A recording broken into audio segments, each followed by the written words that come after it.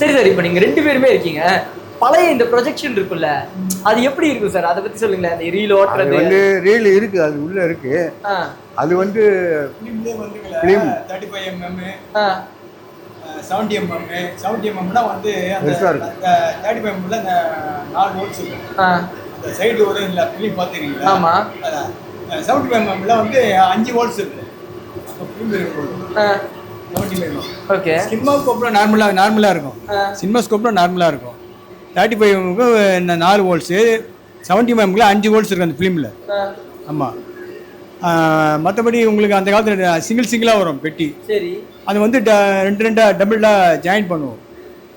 Join பண்ணிட்டு rewind பண்ணி 2 machine இருக்கும். அப்போ சேஞ்சர் கொடுத்துன்னு இருப்போம். அதுக்கப்புறம் என்னாச்சு, 2 மிஷினை வந்து 2000 அடி வந்து என்ன பண்ணோம், ஃபர்ஸ்ட் ஹாப் செகண்ட் ஹாப்னு போட ஆரம்பித்தோம்.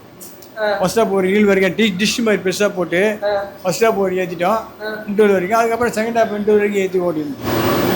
அந்த மாதிரி போட்டுருந்தோம். அப்போ வந்து என்ன கார்பன்லேருந்து பல்ப் ஆச்சு. பல்பு போட ஆரம்பிச்சு. கார்பன் இருந்ததுங்களா, அப்போ பல்பு மாறிடுச்சு. பல்பு போட்டோம். பல்பு போட உடனே அதுக்கப்புறம் தான் டிஜிட்டல் மாற்றணும். ஓகே. வட சென்னையிலே பாரத் தேட்டர் தான் ஃபர்ஸ்ட்டு.